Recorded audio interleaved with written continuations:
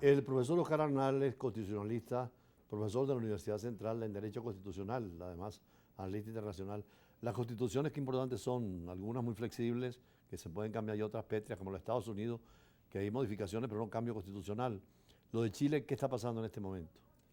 Bueno, en este momento, digamos, estamos en la víspera de que se presente ya oficialmente el proyecto para que se vote el 17 de diciembre, para que el pueblo o ratifique o niegue lo que está en este proyecto constitucional.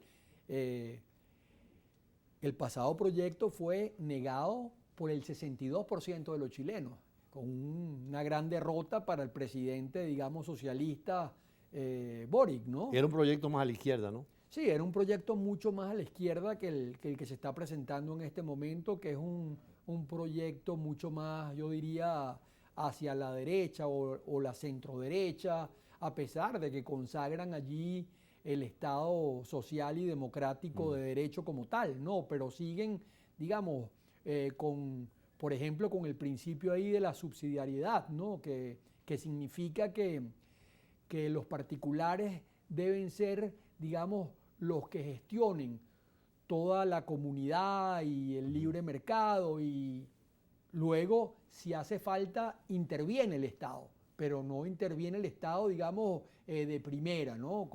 Una línea más liberal, conservadora. Sí, una línea mucho más conservadora, mucho más de derecha, digamos, la derecha dominó las comisiones estas parlamentarias de expertos y el Consejo que redactó la Constitución, y al final trató igualmente de hacer y de llegar a acuerdos entendiendo que, digamos, una constituyente o un proceso constituyente necesita de un momento colaborativo por parte de todos los sectores, porque esa constitución no va a ser para la centroderecha, va a ser para la centroderecha, para la derecha, para la centroizquierda, para la izquierda más radical, para todos los chilenos, ¿no? Y eso es lo importante de un proyecto constitucional. Sí, en la doctrina constitucional siempre hay el acuerdo, la concreción de todos los intereses y sobre todo la conveniencia de la convergencia en un modelo de país que siempre aspiran.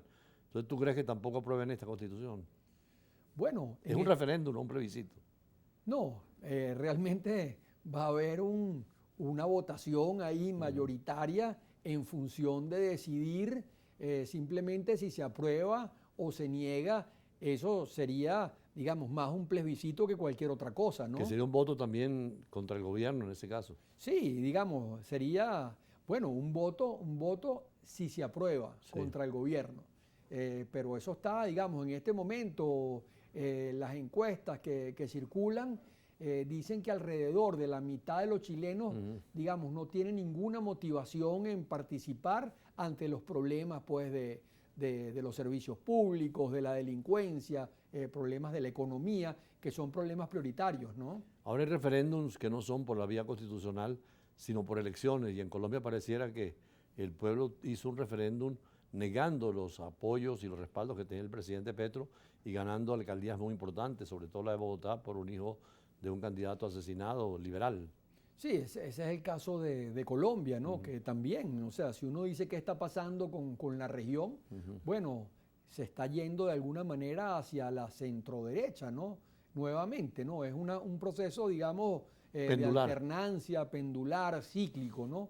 Y eso es la verdad, eso es lo que está pasando en este momento, o sea, una gran derrota de lo que llaman en Colombia el pacto histórico, de los candidatos de Petro, digamos, en casi todo el país, no en todo el país, pero en casi todo el país, y la derrota más fuerte que sufre Petro, precisamente es la derrota de Bogotá, donde su candidato, digamos, no llega ni siquiera de segundo, llega tercero, después de que hace año y año y medio, digamos, Petro arrasó en Bogotá, ¿no? Por eso es importante la consulta popular, para que la gente decida, y van cambiando los pueblos en razón del ejercicio del poder. Y en el caso de Colombia pareciera muy golpeado el gobierno de Petro con esta votación del domingo, que como tú dices, las grandes ciudades las perdió todas. Sí. De todas formas... Inclusive en Medellín gana su ex rival candidatural, Fico Gutiérrez, o sea, que ahora, digamos, se proyecta hacia la presidencia de Colombia también, ¿no? Y siguiendo en el tema electoral, España, que está en pleno proceso dentro de la Constitución, que es una monarquía. Vimos la presentación ayer de la futura reina, Leonor, pero también el debate interno de la política, respetando la Constitución, que es monárquica, pero una Constitución democrática, un Estado social y de derecho. ¿Cómo ves las elecciones que vienen? Claro, ahí ayer, por ejemplo, hubo una manifestación importantísima, digamos, de uno de los líderes históricos de España y del PSOE, que es Felipe González, digamos, que señaló claramente que no aprueba la amnistía, ¿no? O sea, ¿qué está pasando en España en este momento? Está pasando, ¿verdad?, que el gobierno en funciones de Pedro Sánchez pretende, digamos, reelegirse. Y es una votación indirecta, porque ya las urnas dieron el voto popular, pero ahora, como es parlamentario, es el Parlamento el que decide. Sí, digamos, y lo que pasó fue que allí la primera mayoría, digamos, ganó el PP, que es el partido de Núñez Feijóo, digamos, de una manera relativamente amplia, pero ganó, digamos, en número de diputados con lo que le sacó al PSOE.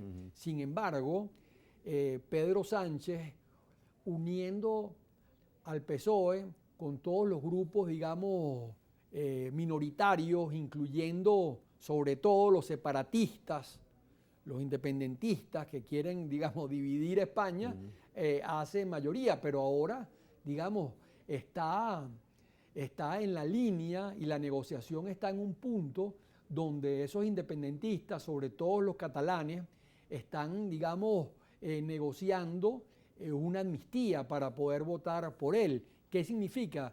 Que, bueno, que todos esos líderes que violaron abiertamente la Constitución, tratando de en el pasado hacer precisamente un plebiscito, ¿en función de qué? En función de que la población, digamos, reconociera la independencia de ese territorio, algo que es completamente constitucional. Es como si en Venezuela, digamos, los zulianos quisieran tener un país. dijeran, bueno, nosotros vamos a tener un país, digamos, independiente, y hicieran una consulta popular. O sea, algo impensable porque, digamos, la integridad territorial está garantizada en el artículo 1, en el artículo 10, en el artículo 13 de la Constitución, entre otros. Sí. Entonces es un contrasentido tremendo, y por eso hicieron preso a algunos, y otros, como un líder fundamental de ese movimiento, que fue el señor Puigdemont, se fue pues a Bélgica a refugiarse en ese país. Quería también tocar, pero después de los compromisos comerciales, el tema de Argentina, que también estamos en un proceso electoral, y es muy pareja la votación o las encuestas. Ya regresamos y seguimos con Oscar Arnal, constitucionalista y analista internacional.